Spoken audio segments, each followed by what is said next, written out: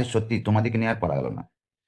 দেব তার নতুন একটা বই বের করেছে, সেটার প্রমোশনের জন্য শুভশ্রীকে ডেকেছে এবং তার জন্য টাকাও দিয়েছে।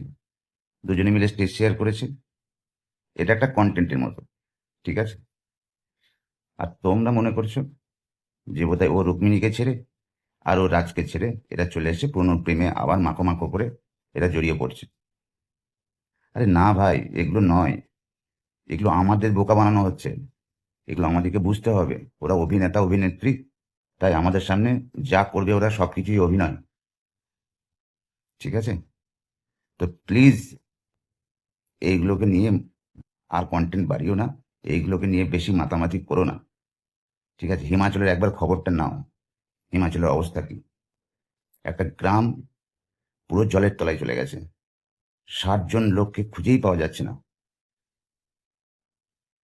আমাদের দেশে কোথায় কি কখন হচ্ছে সেগুলো আমাদের খবর রাখাটা এটা দায়িত্ব, কিন্তু আমরা ট্রেন্ডিংয়ে গা ভাসিয়ে দিচ্ছি।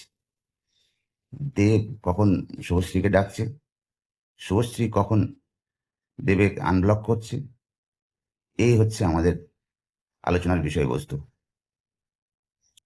তো ফ্রেন্ডস, আমরা সবাই এখন দেশের অন্যান্য খবরের দিকে নিজেদেরকে নিমজ্জিত করাটাই বেটার।